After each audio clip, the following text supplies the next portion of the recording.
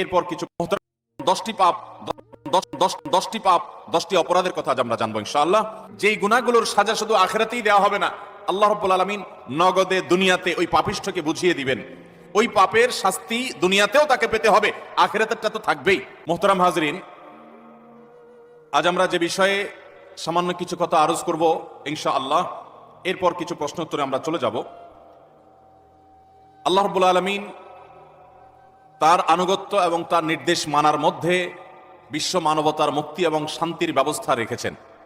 আর আল্লাহর নির্দেশ লঙ্ঘন, আল্লাহর নিষেধাজ্ঞা লঙ্ঘন, আল্লাহ রাব্বুল আলামিনের পথ নির্দেশকে যারা অ্যাভয়েড করে চলে তাদের জন্য রয়েছে দুনিয়াতে শাস্তি, আখিরাতে কঠোর শাস্তি। আমরা অনেক সময় দুনিয়াতে পাপিষ্ঠ, অপরাধী, গুনাহগার এবং আল্লাহর অবাধ্যদেরকে বাহ্যত দেখি তারা সুখে আছে, তাদের দিনকাল ভালোই চলছে। বরং অনেক সময় দেখা যায় আল্লাহর হুকুম মোতাবেক যারা চলে, আল্লাহর আদেশ নিষেধ মেনে যারা চলে, তাদের জীবনে কিছুটা গ্লানি, পেরেশানি, টেনশন এগুলো থাকে। এবং এই বিষয়টি নবী করিম সাল্লাল্লাহু আলাইহি সাল্লামের বিভিন্ন হাদিস দ্বারাও প্রমাণিত। তিনি বলেছেন, আশাদ্দুন নাসি বালাআন আল আম্বিয়া সুম্মাল আমসাল ফাল আমসাল। মানুষের মধ্যে সবচাইতে বেশি বিপদগ্রস্ত, বিপর্যস্ত, পেরেশানি এবং নানা গ্লানি তাদেরকে স্পর্শ করে যারা, তারা হলেন আল্লাহর নবীগণ, রাসূলগণ। এরপর নবী রাসূলদের সাথে যাদের যত মিল হবে আদর্শের দিক থেকে, আমলের দিক থেকে, বিশ্বাসের দিক থেকে, তাদের জীবনে তত বাধা, তত বিপত্তি, তত সমস্যা, তত পেরেশানি আসবে। এটা নবী সাল্লাল্লাহু আলাইহি সাল্লাম আগে থেকে ভবিষ্যৎবাণী করেছেন ওহীর আলোকে।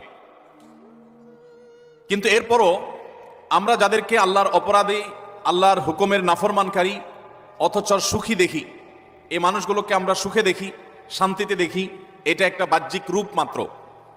এই মানুষগুলোর ভেতরকার অশান্তি, তাদের সাময়িক শান্তির পর চূড়ান্ত অশান্তি এবং তাদের দুঃখের অনেক অধ্যায় সম্পর্কে আমাদের বেশিরভাগ মানুষেরই জানা নাই।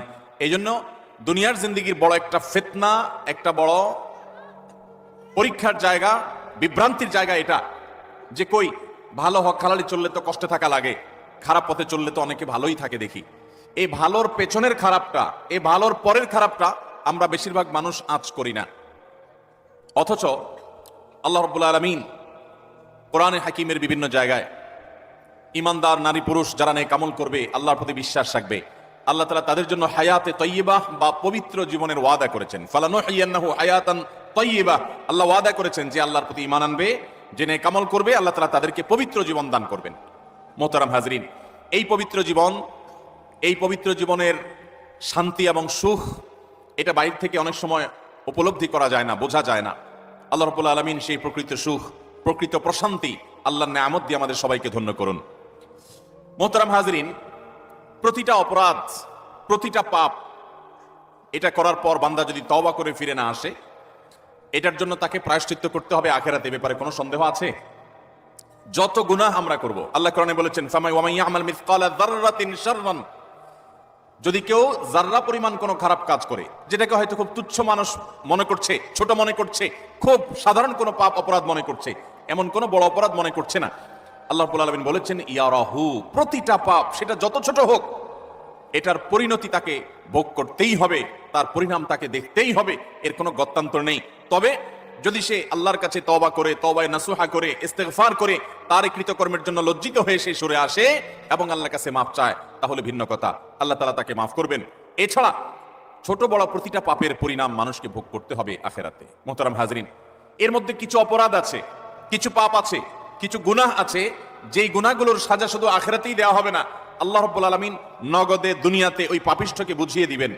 ওই পাপের শাস্তি দুনিয়াতেও তাকে পেতে হবে, আখিরাতেরটা তো থাকবেই। এরকম কিছু পাপ এবং অপরাধ কোরআন এবং হাদিসে বর্ণিত হয়েছে। এরকম 10টি পাপ, 10টি অপরাধের কথা আমরা জানবো ইনশাআল্লাহ। এর ভিতরে সর্বপ্রথম, যেই অপরাধ করার শাস্তি শুধু আখিরাতে দেওয়া হবে না, আখিরাতের শাস্তি তো দেওয়া হবেই, দুনিয়াতেই আল্লাহ তাআলা ওই অপরাধীকে এই অপরাধের শাস্তি দিবেন, দিয়ে ছাড়বেন।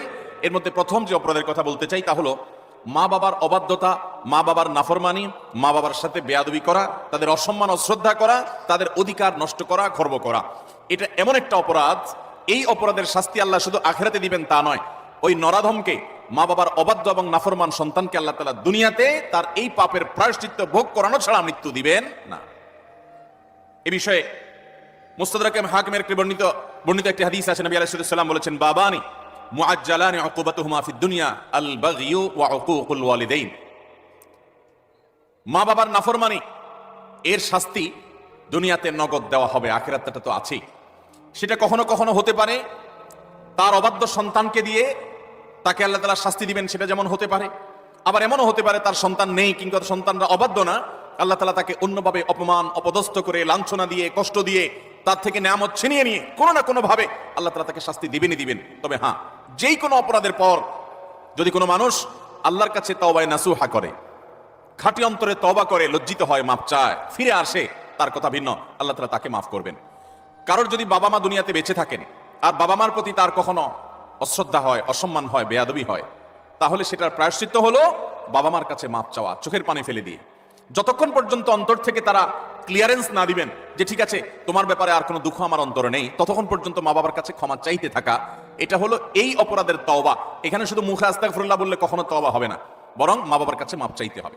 আপনি যদি আপনার স্ত্রী সন্তানদের সামনে মা বাবার সামনে বেয়াদবি করেন, তাহলে তাদের সামনেই আবার তাদের কাছে মাপ চাইতে হবে। আপনি যদি কারোর সামনে বাবা মাকে অসম্মান করে থাকেন, তাদের কোনো নির্দেশ লঙ্ঘন করে থাকেন, তাচ্ছিল্য প্রদর্শন করে থাকেন, ওই মানুষগুলোর সামনেই আবার আপনাকে প্রায়শ্চিত্ত করতে হবে। এটি হলো মা বাবার কাছে ক্ষমা চাওয়ার পদ্ধতি। আর যারা হতভাগাদের কাতারে পড়ে গেছেন, মা বাবার দুজনেই অথবা দুজনের কোনো একজনকে হারিয়ে ফেলেছেন, এখনো পর্যন্ত তাদের সাথে কৃত অপরাধ এবং জুলুম অবিচার যেটা আল্লাহ তাআলা সহ্য করবেন না, সেই অপরাধের প্রায়শ্চিত্ত আপনি করতে পারেন না, দুনিয়া থেকে চলে গেছেন, তারা কিভাবে প্রায়শ্চিত্ত করবেন? তাদের প্রায়শ্চিত্তের কয়েকটা ধাপ আছে। নাম্বার 1, তারা মা বাবার হয়ে আল্লাহর কাছে অনেক বেশি ইস্তেগফার এবং চোখের পানি ফেলবেন। আল্লাহ, আমার বাবাকে আমার মাকে আপনি মাফ করে দিন। নামাজ পড়ে পড়ে ভোর রাতে তাহাজ্জুদের সময়, জুমার দিন মাগরিবের আগে, আসরের পরে সূর্যাস্ত যাওয়ার সময়, গুরুত্বপূর্ণ দোয়া কবুলের কিছু সময় আছে, এই সময়গুলোতে হাত তুলে আল্লাহর কাছে চোখের পানি ফেলে মাপ চাইবেন। আল্লাহ, আমার বাবার প্রতি আমি অনেক অনেক অবিচার করেছি, আমার মায়ের প্রতি আমি অনেক অশ্রদ্ধা প্রদর্শন করেছি, যেটা আমার করা উচিত হয়। আল্লাহ তাআলা কোরআনে কারীমে তার ইবাদতের নির্দেশের পরেই যার কথা বলেছেন তিনি হলেন মা বাবা। রিদার রাব্বি ফি রিদাল ওয়ালিদাইন ওয়া সাখাতুর রাব্বি ফি সাখাতিল ওয়ালিদাইন। নবীজি সাল্লাল্লাহু আলাইহি ওয়াসাল্লাম বলেছেন, কারোর মা বাবা যদি তার উপর সন্তুষ্ট থাকে তো আল্লাহ তার উপর সন্তুষ্ট, আর মা বাবা যদি অসন্তুষ্ট তো আল্লাহ তার উপর অসন্তুষ্ট। মা বাবা হলো মানুষের জান্নাতের দুয়ার, এটাকে ঠিক রাখলে মানুষের জন্য জান্নাতের পথ সুগম হয়। মোহতারাম হাজরিন, এই জন্য কোনো ইমানদার যদি তার মা বাবাকে হারিয়ে ফেলেন, দুজনের কোনো একজন চলে যান, এটা বড় দুর্ভাগ্যের কথা যে জীবদ্দশায় মাপ চাওয়া হয় নাই। প্রায়শ্চিত্ত করার জন্য প্রথম কাজ হলো মা বাবার হয়ে অনেক বেশি বেশি ইস্তিগফার করা, ক্ষমা প্রার্থনা করা, তাদের হয়ে আল্লাহর কাছে আপিল করা, দোয়া করা, আল্লাহ তাদেরকে মাফ করে দিন। এই কাজটি অনেক বেশি পরিমাণে করতে থাকা, দিল থেকে করতে থাকা এক। দ্বিতীয়ত যে কাজটা করতে হবে তা হলো, সহিহ মুসলিম বর্ণিত একটা হাদিস থেকে আমরা জানতে পারি, নবী আলাইহিস সালাম বলেছেন, কোন ব্যক্তি তার বাবা মার প্রতি বাধ্যগত হওয়ার, তাদের অনুগত হওয়ার, তাদের প্রতি সদাচরণ করার একটা গুরুত্বপূর্ণ পার্ট এবং অংশ হলো মা বাবার অগোচরে কিংবা তাদের উপস্থিতিতে তাদের যে বন্ধু বান্ধব আছেন, তারা যাদের সাথে উঠা বসা করতেন, তাদের সহপাঠী যারা ছিলেন, সেই মানুষগুলোকে বাবা মার মতো সম্মান করা। ধরুন আপনার বাবা দুনিয়া থেকে চলে গেছেন, বাবার বন্ধু কারা ছিলেন, বাবার সহচর কারা ছিলেন, বাবার একান্ত কাছের কারা ছিলেন। আপনার বাবা বেঁচে থাকতে আপনার ছোট ভাই বোনদেরকে অনেক আদর করতেন, আপনার বাবার অনুপস্থিতিতে আপনি তাদেরকে আদর করলেন। আপনার বাবা বেঁচে থাকতে তার নাতি নাতনিদেরকে অনেক কেয়ার করতেন, তিনি নাই, আজকে আপনি তার হয়ে সেই কাজটা করলেন। আপনার বাবা বেঁচে থাকলে তার বন্ধু বান্ধবদের সম্মান করতেন, স্নেহ করতেন, ভালোবাসা দিতেন, দাওয়াত দিয়ে খাওয়াতেন, আপনি তার অগোচরে সেই কাজটা করলেন। এভাবে আপনার বাবা মা দুনিয়া থেকে চলে যাওয়ার পরও তাদের পক্ষ থেকে এই কাজগুলো করার মাধ্যমে আপনি বিররুল ওয়ালিদাইন বা মা বাবার প্রতি সদাচরণের কাজটা আঞ্জাম দিতে পারবেন। আল্লাহ তাআলা আমাদের সবাইকে মা বাবার সদাচরণকারী, মা বাবার অনুগত সন্তান হওয়ার তৌফিক দান করেন।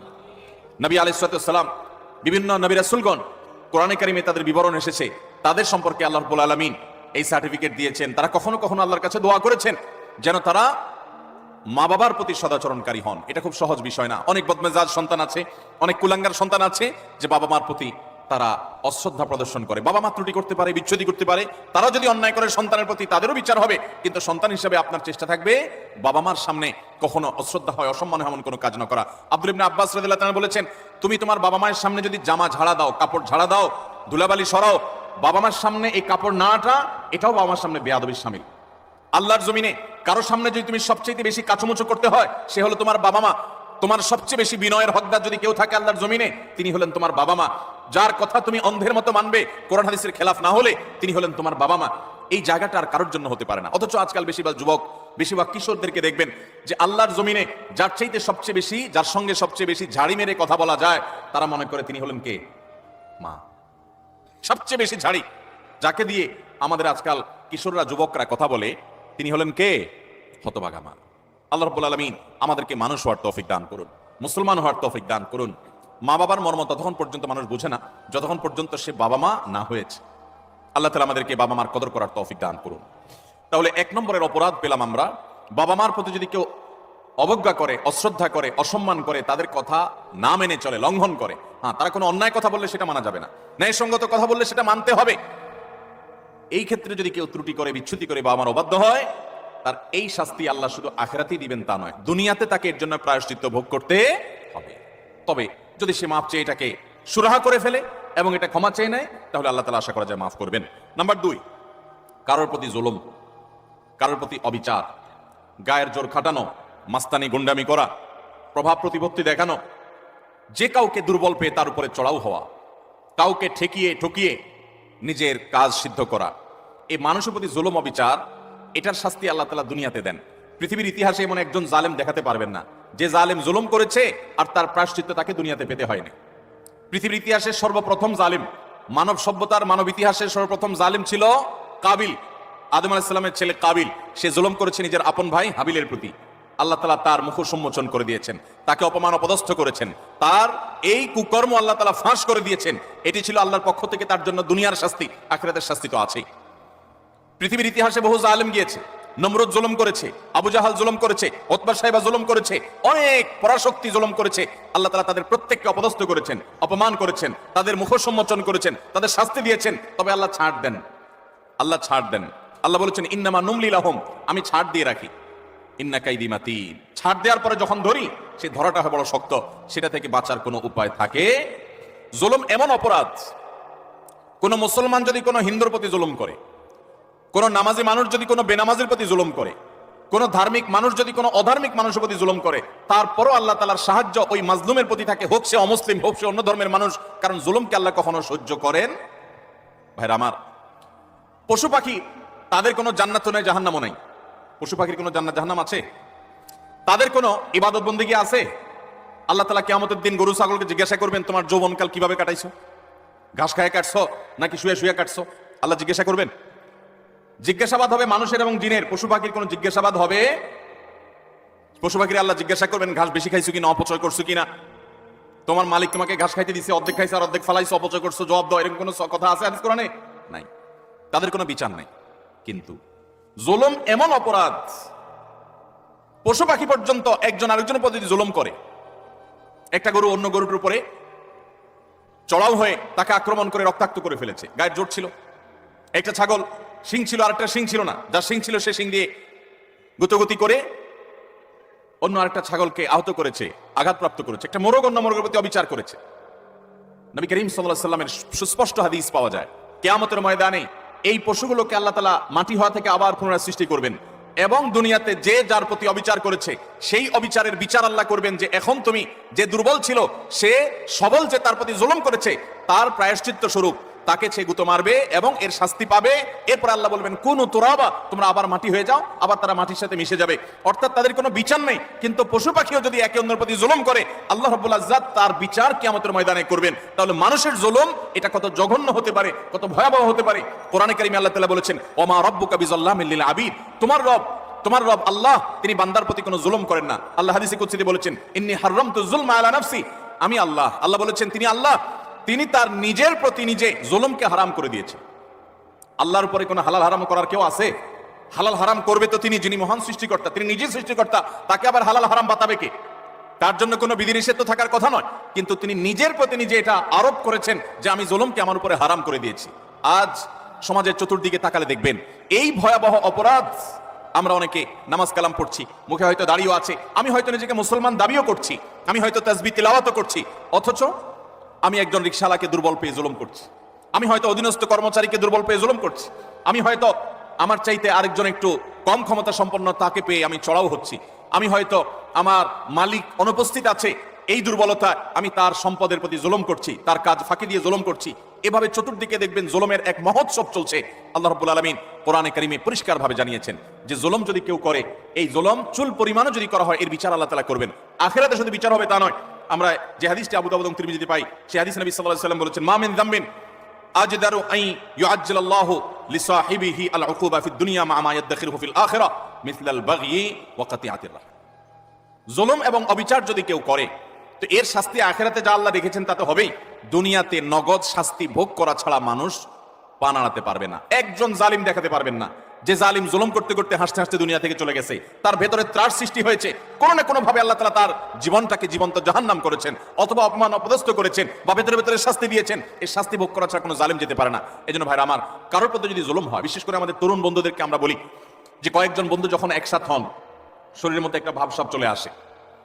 কয়েকজন কলেজে পড়ুয়া বন্ধু, আজকাল কলেজে পড়া লাগে না, এখন কিশোর গ্যাং বাইর হইছে, পুচকে পুচকে 4-5 জন একসাথে হয়ে গেলেই মাস্তান হয়ে যায়, ঠিক না? ঠিক 4-5 জন একসাথে হলে শরীরে একটা ভাবসাব চলে আসে। একা একা যদি চায়ের দোকানে যান তো আস্তে করে খুব নরম সুরে বলেন, মামু এক কাপ চা দেন। আর যখন 4-5 জন 6-7 জন একসাথে যান তো শরীরে ভাব চলে আসে। একবারে বেশি 2বার যদি ডাকা লাগে ওই টি বয়কে, ওই কর্মচারী বেচারাকে, তখন তার দিকে তেড়ে যান, শক্ত কথা বলেন, জোরে আওয়াজ করেন, ভাবখানা এমন যে আপনি কি হুনুরু হয়ে গেছেন। গাড়িতে উঠেছেন, বাসে উঠেছেন, কয়েকজন মিলে উঠেছেন, তো মনে হচ্ছে যে কিছু একটা বাসে উঠে গেছে, কোনো একটা হাইওয়ান জন্তু উঠে গেছে, এরকম একটা ভাবচক্কর, ঠিক না? ঠিক ভাইরা আমার, কয়েকজন মিলে শক্ত আছেন, একজন রিক্সাওয়ালা হয়তো 10 টাকার জায়গায় 15 টাকা চাইছে, 1 টাকাও দিলেন না, পুরো টাকা না দিয়ে চলে গেছেন, বেচারা ফেল করে চেয়ে আছে, কিছু বলার ক্ষমতা নাই। মনে রাখবেন, এর সবগুলো আল্লাহর খাতায় লেখা হচ্ছে। একটি পাপ এমন নাই, একটি জুলুম নাই যে জুলুম আল্লাহর খাতায় লেখা হচ্ছে না। নবী করিম সাল্লাল্লাহু আলাইহি ওয়াসাল্লাম সেজন্য বলেছেন, সেদিন আসার আগে নিজেদের এই সকল মামলাগুলোকে নিষ্পত্তি করে ফেলো, মানুষের অধিকারগুলো দিয়ে ফেলো, যাদের প্রতি জুলুম করেছো মাপ চেয়ে সেগুলোকে ক্ষমা চেয়ে সবগুলোকে চূড়ান্তভাবে নিষ্পত্তি করে ফেলো। যেদিন এগুলোর বিচার যখন আল্লাহ শুরু করবেন তখন কাউকে ছাড় দিবেন না। নবী সাল্লাল্লাহু আলাইহি ওয়াসাল্লাম বলেছেন, আতাদরুনা মানিল মুফলিস, তোমরা কি জানো সবচেয়ে বড় ভিখারিকে, অভাবীকে? সাহাবীরা বলেছেন, আল মুফলিসু ফিনা মান লা দিনারাহু ওয়া লা দিরহামা, হে আল্লাহর রাসূল, আমাদের মধ্যে যার টাকা পয়সা নাই সেই তো অভাবী, আমরা জানি। নবীজি সাল্লাল্লাহু আলাইহি ওয়াসাল্লাম বলেছেন, আরে সে অভাবী, আসল অভাবী না। আসল অভাবীর পরিচয় তাহলে শুনো। একটা লোক দুনিয়াতে অনেক কোরআন তেলাওয়াত করেছে, অনেক তাসবিহ জপেছে, অনেক হজ উমরা করেছে, অনেক বেশি ইবাদত বন্দেগী করেছে, অনেক নফল নামাজ পড়েছে, নফল রোজা রেখেছে, অনেক দান সাদেকা করেছে, অনেক ভালো কথা মানুষকে শুনিয়েছে, অনেক মাহফিলে সে গিয়েছে, অনেক ভালো কাজে সহযোগিতা করেছে, হাজী সাহেব গাজী সাহেব হয়েছে, সবই ঠিক আছে। কিন্তু এত বিশাল পরিমাণ আমলের পাহাড় নিয়ে আল্লাহর কাছে তিনি হাজির হয়েছেন, তার আশা এত আমল করে আসছি, জান্নাত আমার ঠেকাবে কে? কিন্তু দেখা গেল দুনিয়াতে তার জীবদ্দশায়, কৈশোর বয়সে, যৌবনে, প্রাপ্তবয়স্কে, বৃদ্ধ বয়সকে, বিভিন্ন পর্যায়ে শেষে কখনো কাউ প্রতি অত্যাচার করেছে, অবিচার করেছে, কাউকে ঘাট ধাক্কা দিয়েছে, কাউকে একটা ঘুষি দিয়েছে, কাউকে একটা গালি দিয়েছে, কাউকে প্রতি অবিচার করেছে, কারোর প্রতি জুলুম করেছে, কখনো কাজের বুয়ার প্রতি করেছে, কখনো ড্রাইভারের প্রতি করেছে, কখনো অধীনস্থের প্রতি করেছে, কখনো আপন ভাইয়ের প্রতি করেছে, কখনো আপন বোনের প্রতি করেছে, কখনো নিজের স্ত্রীর প্রতি করেছে, কখনো হয়তো সন্তানের প্রতি করেছে, নানামুখী মানুষের প্রতি জুলুম করেছে। এই জুলুমগুলোর যাদের প্রতি করা হয়েছে, কিয়ামতের ময়দানে এই লোক যখন আমলের পাহাড় নিয়ে জান্নাতে যাওয়ার জন্য মুছে তাও দিবে, সমস্ত পাওনাদার হাজির হয়ে আল্লাহর কাছে বলবে, আল্লাহ, এই ব্যক্তি যে আজ জান্নাতে যাওয়ার জন্য প্রস্তুতি গ্রহণ করছে, এই লোক সে আমাদের অধিকার নষ্ট করেছে, আমাকে একটি আঘাত করেছে, আমি দুর্বল ছিলাম, হয়তো রিকশাওয়ালা, কিছু বলতে পারি নাই, আপনি তো আহকামুল হাকিমিন, আজ বিচার দিবসে বিচার হবে, দুনিয়াতে আমি বিচার পাই নাই, আজকে আমি বিচার চাই। আল্লাহ তাআলা তখন ওই ব্যক্তিকে আল্লাহ রাব্বুল আলামিন তখন বলবেন, এখন বিচার হলো, তুমি যে আমলের পাহাড় নিয়ে এসেছো সেখান থেকে কিছু আমল সওয়াব তাকে দিয়ে দাও, কিছু সওয়াব তাকে দিয়ে দাও, তোমার কাজের প্রায়শ্চিত্ত হবে। তাকে আল্লাহ তাআলা বিদায় করবেন, নিষ্পত্তি করবেন, আরেকজন হাজির। এভাবে একে একে যত পাওনাদার তার কাছে হবে, সমস্ত পাওনাদারদের পাওনা দিতে দিতে তার আমল জানিয়ে এসেছে, এই আমলের সকল সওয়াব ফুরিয়ে যাবে, শেষ। কিন্তু পাওনাদার তখনও আছে। এবার পাওনাদারদের পাওনা নিষ্পত্তি করবার জন্য আল্লাহ তাআলা পাওনাদারদের পাপের বোঝা তার মাথায় একটু একটু করে, তার অপরাধের অনুপাত হারে আল্লাহ তাআলা দিতে দিতে পাপের বোঝা মাথায় নিয়ে, আমল তো সওয়াব তো এর আগেই শেষ পাওনাদারকে দিয়ে, এবার পাওনাদারদের পাপে সে জাহান্নামে নিক্ষিপ্ত হবে। নবী সাল্লাল্লাহু আলাইহি ওয়াসাল্লাম বলেছেন, ওই লোকের মতো ভিখারি, তার মতো অসহায়, তার মতো অভাবী, তার মতো কপাল পোড়া আল্লাহর জমিনে আর কেউ হবে না। সেই অভাব যেন আমাদের না হয়। এজন্য ভাইরা আমার, দুনিয়ার জীবনে আমার কারোর প্রতি যেন কোনো জুলুম না হয়, কোনো অবিচার না হয়, গায়ের জোর যেন আমি না দেখাই। আল্লাহ যেন আমাকে মনুষ্যত্ব এটা যেন আমার মধ্যে অর্জন করতে পারে। বিশেষ করে তরুণ এবং কিশোর বন্ধুরা, বয়সের কিছু পাগলামো আছে, বয়সের কারণে শরীরে কিছু গরম ভাব আসে, খবরদার, কারোর প্রতি যদি কখনো রাগ করেও ফেলেন, অবিচার করেও ফেলেন, শয়তানের প্ররোচনায় পড়ে সাথে সাথে তার কাছে মাপ চেয়ে নেবেন, নিষ্পত্তি করে ফেলবেন, এটা রেখে দিবেন না, কারণ আল্লাহর খাতায় প্রত্যেকটা অপরাধ লিপিবদ্ধ হবে। এটা তো আখিরাতের কথা। আজ আমরা যেটি বলছি তা হলো, নবী করিম সাল্লাল্লাহু আলাইহি ওয়াসাল্লাম বলেছেন, আখিরাতের যে শাস্তির কথাটা তো আছেই, কিন্তু কারোর প্রতি যদি কেউ জুলুম করে, দুনিয়াতে আল্লাহ রাব্বুল আলামিন তাকে সেই জুলুমের শাস্তি, প্রায়শ্চিত্ত তাকে দিবেন, এর মুখোমুখি তাকে হতেই হবে। আল্লাহ তাআলা আমাদেরকে জুলুমের মতো এই পাপ অপরাধ থেকে বেঁচে থাকার তৌফিক দান করুন।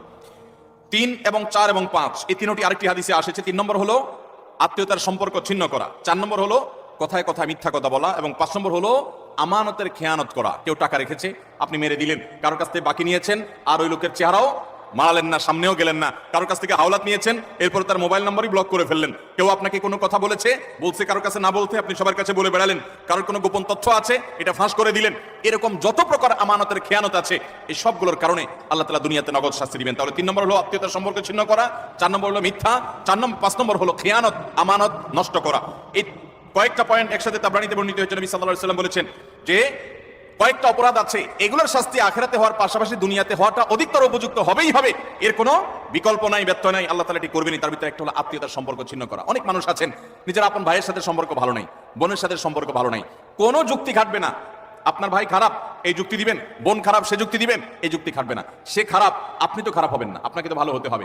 আপনি নিজে থেকে তার প্রতি সদাচরণ করার চেষ্টা করবেন, আপনি তার সাথে নিজে থেকে উইলিংলি মিশতে যাবেন, তার কল্যাণ চাইবেন, তার জন্য দোয়া করবেন। হ্যাঁ, তার সাথে মিশতে গেলে সে ক্ষতি করে, সে মামলা মোকদ্দমা করে, সে শত্রুতা করে, তাহলে ভিন্ন কথা, আপনি জান বাঁচানোর জন্য দূরে থাকতে পারবেন। কিন্তু আত্মীয়তার সম্পর্ক রক্ষা করা সুন্নত না নফল?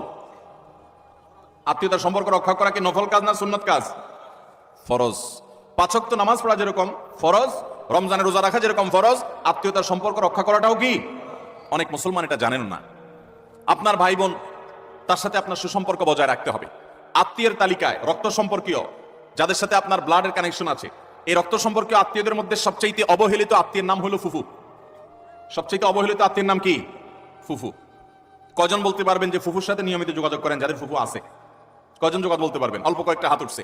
বেশিরভাগ মানুষ ফুফুদের সাথে কোনো সুসম্পর্ক নাই। হ্যাঁ, কোনো কোনো ক্ষেত্রে ফুফুরাও অমানুষের মতো ভাতিজার প্রতি, ভাতিজিদের প্রতি আচরণ করে, আছে কিছু বিচ্ছিন্ন ঘটনা, কিন্তু তারপরও ভাতিজা হিসাবে আপনার চেষ্টা থাকবে যে আমার বাবার বোন, আমাদের শরীরের রক্ত একই রক্ত, অতএব তার প্রতি আমার অধিকার, তার প্রতি আমার কর্তব্য আছে, তার প্রতি আমার দায়িত্ব আছে, সেই দায়িত্ববোধ থেকে অন্তত সুসম্পর্ক বজায় রাখা, খোঁজ খবর নেওয়া। আজকাল মোবাইলের যুগে খোঁজ খবর নেওয়া খুব সহজ, কিন্তু মুশকিল হলো সোশ্যাল মিডিয়া নামে যে সমস্ত নেটওয়ার্ক, যে সমস্ত অ্যাপ, যে সমস্ত সুযোগ সুবিধা আমাদের কাছে আসছে আজ, এগুলো আমাদের সবচেয়ে বেশি আনসোশ্যাল করে দিয়েছে। এই সোশ্যাল মিডিয়া আমাদের এক একজনের 5000 করে বন্ধু তালিকায় আছে, অনেকের এই 5000 ফুল। 5000 বন্ধুর হক আদায় করতে করতে নিজের রক্ত সম্পর্কে আত্মীয়দের সাথে 6 মাস একবার ফোনে কথা বলার টাইম আমরা পাই না। ঠিক কিনা বলেন ভাইরা আমার?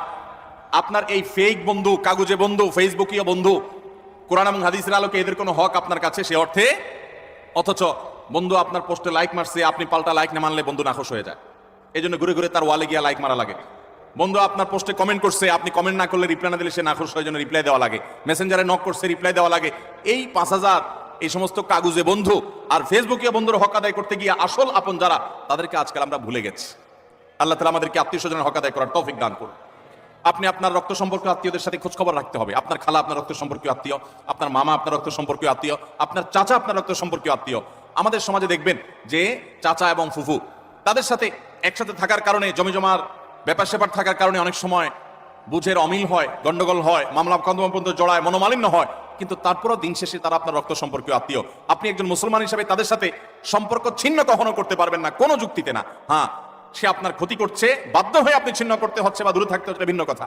এছাড়া অন্য কোনো যুক্তিতে আপনি আত্মীয়তার সম্পর্ক ছিন্ন করতে পারবেন না। অনেক লোক বলে আমার আত্মীয়, সে তো আমার খোঁজ খবর নেয় না, আমি একা নেওয়া লাগে। হ্যাঁ, আপনি একা নিবেন, আপনি আল্লাহর কাছে সওয়াব পাবেন। সে নিচ্ছে না, সে দায়ী হবে, অপরাধী হবে। সে নিচ্ছে না, এই যুক্তিতে আপনি তাকে ছিন্ন করার অধিকার। আল্লাহ তাআলা আমাদেরকে আত্মীয়তার সম্পর্ক রক্ষা করার তৌফিক দান করুক। চাচা এবং ফুফুদের খোঁজ খবর নেব তো ইনশাআল্লাহ? চাচাতো ভাই, ফুফাতো ভাই বোন, তাদের খোঁজ খবর নেব তো ইনশাআল্লাহ? এগুলো তো অনেক পরের কথা। অনেক কপাল পড়া আছে নিজের আপন ভাই বোনের সাথেও যোগাযোগ, কত বন্ধু তার, কত দোস্ত তার, কত আপন তার, অথচ রক্ত সম্পর্কীয় এই মানুষগুলোর প্রতি তারা খেয়াল রাখে না। নবী করিম সাল্লাল্লাহু আলাইহি ওয়াসাল্লাম বলেছেন, আল্লাহ রাব্বুল আলামিন হাদিসে কুদসিতে বলেছেন যে যে ব্যক্তি আত্মীয়তার সম্পর্ককে রক্ষা করবে, সংযুক্ত করবে, তাদের সাথে কানেক্টেড থাকবে, আল্লাহ তাআলা ওই ব্যক্তির সাথে কানেক্টেড থাকবেন। আর যে ব্যক্তি আত্মীয়তার সম্পর্কের সাথে সম্পর্ক ছিন্ন করে ফেলবে, আত্মীয়ের সাথে সম্পর্ক ছিন্ন করবে, রাখবে না, আল্লাহ তাআলা বলেছেন কাতাআহুল্লাহ, আল্লাহ তাআলা তার সাথে সম্পর্ক ছিন্ন করে ফেলবেন। এবং লা ইয়াদখুলুল জান্নাতা কাতি, আত্মীয়তার সম্পর্ক ছিন্নকারী জান্নাতে প্রবেশ করবে। কোন যুক্তিতে আত্মীয়তার সম্পর্ক আপনি ছিন্ন করতে পারেন না, রাগ করে 3 দিন অভিমান করতে পারেন, এর বেশি না। আল্লাহ আমাদেরকে এই অপরাধটি থেকে বেঁচে থাকার তৌফিক দান করুন। আত্মীয়তার সম্পর্ক রক্ষা করলে ওই ব্যক্তিকে আল্লাহ তাআলা দুনিয়াতে নগদ শাস্তি দিয়ে থাকেন, আখিরাতের শাস্তির পাশাপাশি। আর 4 নম্বর হলো মিথ্যা, কথায় কথায় মিথ্যা, সবার সাথে মিথ্যা, তার জীবনটা মিথ্যার উপরে। এই মিথ্যাবাদীদের উপর আল্লাহ বলেছেন যে লানাতুল্লাহি আলাল কাযিবিন, আল্লাহর লানত, আল্লাহর অভিশাপ এবং আল্লাহর গজব নাজিল হয় মিথ্যাবাদীদের উপরে। এজন্য ঈমানদার কখনো কথায় কথায় মিথ্যা বলতে পারে। 5 নম্বর হলো খেয়ানত, যেটা বললাম যে আমানতের খেয়ানত, অর্থের দিক থেকে খেয়ানত, কথার দিক থেকে খেয়ানত, বিভিন্ন দিক থেকে খেয়ানত। আপনি কারোর কোনো কিছু নকল করলেন। ফেসবুকে আজকাল যে খেয়ানত হয় সেটা হলো একজনের লেখা কপি করে এনে আপনার ওয়ালে সুন্দর করে পোস্ট করে দিলেন, সবাই আপনাকে বাহবা দিল, ভাই মাশাআল্লাহ আপনি তো সুন্দর লেখেন, দেখা যায় আসলে আপনি এটা চুরি করে আনছেন আরেকজনেরটা। এটা হলো খেয়ানত, এটা হলো আমানতের এখন আজকাল তো বই পুস্তকেই হয় ডাইরেক্ট। অথচ এই খেয়ানত ফেসবুকেও পোলাপান করতে এখন বড় বড় শিক্ষাবিদরা বই পুস্তকেই এই আকাম করছেন। অতএব এই সমস্ত খেয়ানত এটা কোনো মুসলমানের চরিত্র হতে পারে? মুসলমান কখনো এই 2 নম্বরই করবে? অতএব আমানত আমরা রক্ষা করবো তো ইনশাআল্লাহ। নবী সাল্লাল্লাহু আলাইহি ওয়াসাল্লাম বলেছেন, ইযা হাদ্দাসা আর-রাজুলু ফালতাফাতা ফাহিয়া আমানা।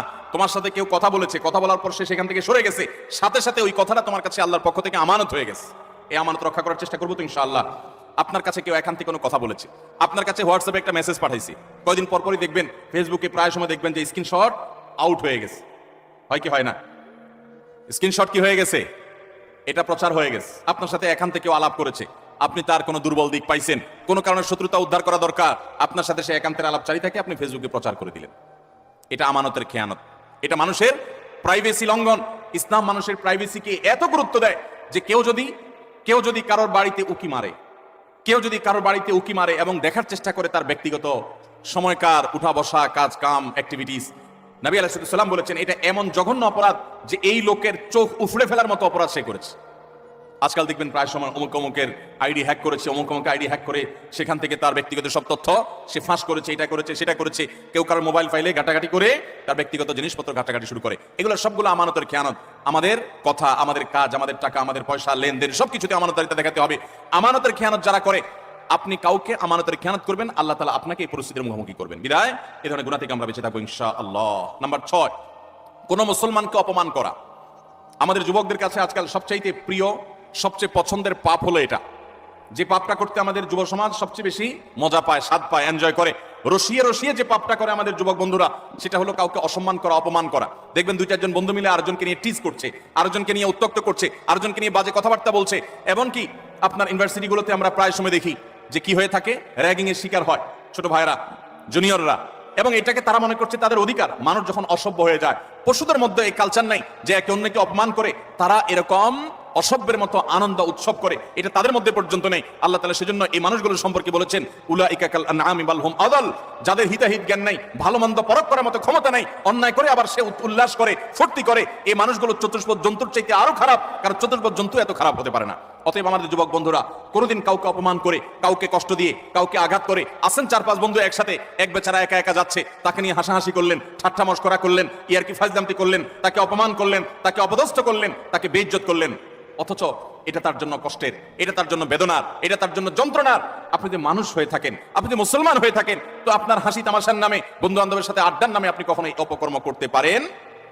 নবী করিম সাল্লাল্লাহু আলাইহি সাল্লাম বলেছেন, আবু দাউদে বর্ণিত হয়েছে, কোন মানুষ সে যদি আরেকজনকে অপমান করে এমন একটা জায়গায় যেখানে ওই লোকটা অপমান থেকে বাঁচার চেষ্টা করছে, সে চায় কেউ তার জন্য সাহায্যের হাত বাড়িয়ে দেখ, সেখানে আপনি তাকে আরো অপমান করলেন, তাহলে আপনি নিশ্চিত জেনে রাখেন, লিখে রাখেন, আপনার জীবনে এরকম পরিস্থিতি আসবে যে আপনি কোন পরিস্থিতিতে মানুষের সাহায্যের জন্য আপনি হাত বাড়াবেন, কিন্তু সাহায্য পাবেন না, পাবেন অপমান। কারণ মানুষকে অপমান করলে তার শাস্তি আল্লাহ তাআলা দুনিয়াতে নগদ দিয়ে থাকে। আল্লাহ তাআলা এই অপরাধ থেকে, এই গুনাহ থেকে আমাদেরকে বেঁচে থাকার তৌফিক দান করুন। ভাইরা আমার, ভালো মুসলমান হওয়ার জন্য ভালো মানুষ হতে হবে। আপনি কয়েক বন্ধু মিলে একসাথে হাসি ফুর্তি করতে পারেন, আনন্দ তামাশা করতে পারেন, খেলাধুলা করতে পারেন, ক্রীড়া কৌতুক করতে পারেন, শরিয়ার সীমানায় থেকে আপনি সেটা করতে গিয়ে কাউকে নিয়ে আপনি হাসাহাসি করতে পারেন। একটা মেয়ে হেঁটে যাচ্ছে, আপনি দেখে ওই মেয়েটাকে শুনিয়ে এমন কথা বললেন যে কথা শুনে মেয়েটার মানসিকভাবে আঘাতপ্রাপ্ত হচ্ছে, আপনি তাকে অপদস্থ করছেন, নোংরা কথা বলছেন। যুবকদের মধ্যে এই রোগ আছে না নাই? জনে জনে ঘরে ঘরে আজকে এই রোগ ভরে গেছে। ভাইরা আমার, আল্লাহ আপনাকে বিবেক দিয়েছেন, আপনি আনন্দ অবশ্যই করতে পারেন, আপনি অবশ্যই কৌতুক করবেন, আপনি অবশ্যই ক্রীড়া করবেন, আপনি অবশ্যই রসিকতা করবেন, বন্ধুদের সাথে মজা করবেন, কিন্তু আপনার মজা আরেকটা মানুষের কষ্টের কারণ, আপনার মজা আরেকটা মানুষের অপমানের কারণ হতে পারে না। আপনার বিবেককে জিজ্ঞাসা করুন, কোন পশু এত নিচে নামে না। আল্লাহ তাআলা আমাদের যুবকদেরকে সঠিক এবং সুন্দর পথে চলার তৌফিক দান করুন। মনে রাখবেন, এই সমস্ত অপকর্মের একটা শাস্তি তো আপনাকে নগদে পেতেই হবে, সেটা হলো অপরাধ বোধের অদৃশ্য দাহন। অনেক লোক আছে দেখবেন বৃদ্ধ বয়সে এসে হাজী সাহেব, গাজী সাহেব, দাড়িয়ালা, হযরতজি ইত্যাদি সেজে যায়, কিন্তু উনি জানেন উনি যৌবন বয়সে বহু মেয়েকে উত্ত্যক্ত করেছে, বহু ছেলের গায়ে হাত তুলেছে, বন্ধু বান্ধব মিলে বহু অন্যায় করেছে, বহুত আকাম কুকাম করেছে। এই সমস্ত আকাম কুকামের কথা যখন মনে হয়, তখন অপরাধ বোধের একটা জ্বালা আছে ভিতরে, সে নিজেকে নিজে জানে যে আমি কত খারাপ ছিলাম, এই যন্ত্রণায় সে ভুগতে থাকে। আর যারা যৌবনকালে এই সমস্ত অন্যায় এবং পাপাচার থেকে বেঁচে থেকে তাদের যৌবনকে পরিচ্ছন্ন করে, পড়াশোনা করে, কেরিয়ার গড়ে তোলে, সামাজিক কর্মকাণ্ড করে, বন্ধু বান্ধব মিলে ক্রীড়া কৌতুক করে, শরিয়ার সীমানার মধ্যে থেকে কারোর প্রতি অবিচার অন্যায় করে না, তাদের এই জীবনের সবচেয়ে নগদ আল্লাহ তাআলার পক্ষ থেকে যে পুরস্কার আছে, তাহলে মানসিকভাবে সে ফিল করে যে আমি অন্যায় করি নাই, আমি অবিচার করি নাই, আমি যৌবন বয়সে ভালো কিছু কাজ করতে পেরেছি। আল্লাহ আমাদেরকে যৌবনকালে ভালো কোনো কাজ করার তৌফিক দান করুন। আমরা এই সমস্ত অনাচার থেকে বেঁচে থাকবো তো ইনশাআল্লাহ।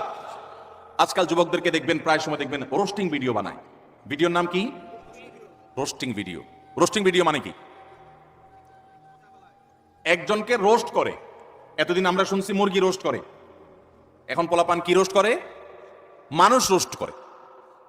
একটা মানুষের হয়তো কোনো ভুল হয়েছে, তার ভুল হলে অবশ্যই তার সমালোচনা হতে পারে, যৌক্তিক সমালোচনা হতে পারে, ভুল সংশোধন হতে পারে, ভুল শুধরানো হতে পারে, কিন্তু ভিডিও বানায়া তার চরিত্র হনন, তার ব্যক্তিগত বিষয় এসে তুলে এনে তাকে একেবারে মুরগিরে যেরকম রোস্ট করে, তার গোষ্ঠী উদ্ধার করার নাম হলো রোস্টিং ভিডিও।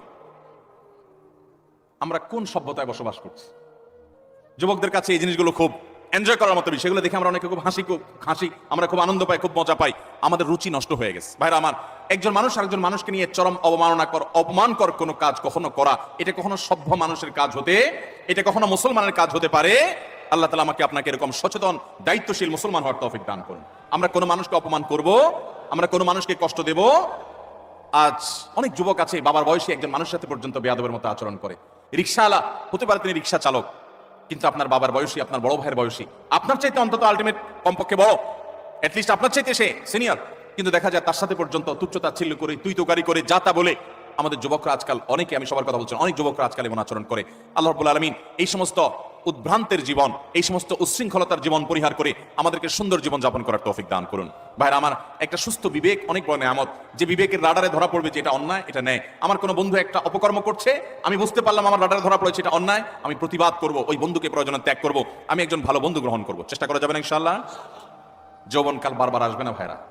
যৌবনের যে পাগলামি, যৌবনের যে উচ্ছলতা, যৌবনের যে উন্মাদনা, আল্লাহর শপথ করে বলছি এটা চিরকাল থাকবে? থাকবে না, এটা চলে যাবে। কি করেছেন সে জিনিসটা কিন্তু ঠিকই থেকে যাবে, আপনার কর্মটা ঠিকই থেকে যাবে। যৌবনের এই সময়টা চলে যাবে, কিন্তু যৌবনকালে যা যা করেছেন এই সবগুলো আপনার আমলনামা যেমন লেখা থাকবে, আপনার স্মৃতিতেও থাকবে। আমলনামার কারণে আপনার আখিরাতের শাস্তি হবে, আর স্মৃতিতে থাকার কারণে আপনার পরবর্তী বয়সে আপনাকে অপরাধবোধের অদৃশ্য দাহনে আপনাকে জ্বালাতে থাকবে, অস্থিরতা আপনার মধ্যে কাজ করতে থাকবে।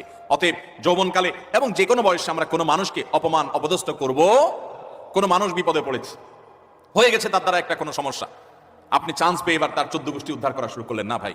এই সময় হাত বাড়িয়ে দেন, পারলে তাকে সাহায্য করেন। আল্লাহ রাব্বুল আলামিন আপনার কোনো বিপদে এরকম মানুষ দিয়ে দিবেন যে মানুষ আপনার হাত ধরে আপনাকে উদ্ধার করবে। চেষ্টা করবো না ইনশাআল্লাহ? তাহলে 6 নম্বর অপরাধ এটি, যে কোনো মানুষকে অপমান করলে, কোনো মুসলমানকে অপমান করলে তার শাস্তি আল্লাহ রাব্বুল আলামিন দুনিয়াতে দেন। এবং যে ব্যক্তি কোনো বিপদে পড়া মানুষকে, যার দরকার সাহায্য, সে সাহায্যের জন্য হাহাকার করছে, ওই টাইমে তাকে আরো আঘাত করে, আরো আক্রমণ করে, তার রোস্টিং ভিডিও বানায়, তার চরিত্র হনন করে, তাকে অপমান অপদস্থ করে, এই ব্যক্তি তার যখন জীবনে এরকম পরিস্থিতিতে পড়বে, আল্লাহ তাআলা ঠিক একইভাবে অন্য আরেক পাপিষ্ঠকে দিয়ে আল্লাহ তাআলা তাকে সাইজ করবেন। বিনা বেঁচে থাকবো তো ইনশাআল্লাহ? নাম্বার 7, মানুষকে দেখানোর জন্য কোনো ভালো কাজ করলে, এখন ফেসবুকের সময়, এমন কোনো ভালো কাজ পাওয়া কঠিন হবে যেটা আমরা ফেসবুকে দেই না। আমরা আমাদের আসুন্নাহ ফাউন্ডেশনের বিভিন্ন ভালো কাজ কার্যক্রম ফেসবুকে দেই, সেটা হলো জবাবদিহিতা। ডোনাররা যে ডোনেশন করেন, তাদের টাকা কোথায় খরচ হচ্ছে, সেটা কিভাবে খরচ হচ্ছে, সেটা তাদেরকে জানানোর জন্য। ব্যক্তিগত দান, ব্যক্তিগত ভালো কাজ, এটাকে একজন ইমানদার যথাসম্ভব লুকাবার চেষ্টা করবে। হ্যাঁ, অন্যকে উৎসাহিত করবার জন্য দান কখনো প্রকাশ্যও দেওয়া যেতে পারে, এটা প্রশংসনীয় হতে পারে। কিন্তু আজকাল দেখবেন যে যুবকদের দোষ দিয়ে লাভ কি? অনেক মধ্যবয়স্ক মানুষও আছে, দেখা যায় কোনো গরিব মানুষকে হয়তো একটা কলা দান করছে, কলা ত্রাণ হিসাবে, ওই কলা দেখা যায় 6জন 7জন মিলে ধরে রাখছে। বোঝার কোনো উপায় নেই কি গরিবকে দিচ্ছে না গরিবে তাদেরকে দিচ্ছে। এই চিত্র আমাদের সমাজে আছে না নাই?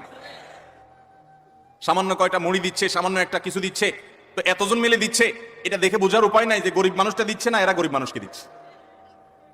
এই সমস্ত তামাশা আমাদের সমাজে হয় কি হয় না বলেন? কদিন আগে একটা ভিডিও ভাইরাল হয়েছে যে এক লোক দোয়া করবে, তো একটা ছেলেকে মোবাইল দিয়া ভিডিও করতে লাগাই দিছে, ওইটা আবার আরেকজন ভিডিও করে ফেলছে। এবার সে হাত তুলে কাঁদতেছে, কান্দার শেষ, মোবাইল অফ করে ভিডিও ফেসবুকে ছেড়ে দিস। ভাইরা আমার, ওমরা করতে গেলে, কোন একটা ভালো কাজ করতে গেলে সেলফি সেলফি সেলফি ছাড়া কিচ্ছু। একটা হুজুর দেখছে দোয়া নিবে, হুজুর কাছে কিছু শিখবে, এখন এসব নাই, হুজুর দাঁড়ান একটা সেলফি নেই। এই রোগ আমাদেরকে প্রচন্ড আকারে ধরছে কি ধরে নাই? একটা হলো স্মৃতি রাখলাম, উৎসাহিত অনুপ্রাণিত হলাম, সেটা ভিন্ন বিষয়। বেশিরভাগ ধান্দাই হলো ফেসবুকে একটা পোস্ট দেবো, মানুষ বলবে ওরে বাপরে বাপ, তুই এই লোক পাইলি কোত্থেকে, মাশাআল্লাহ মারহাবা, কিছু লাইক কমেন্টে বিজনেস হবে।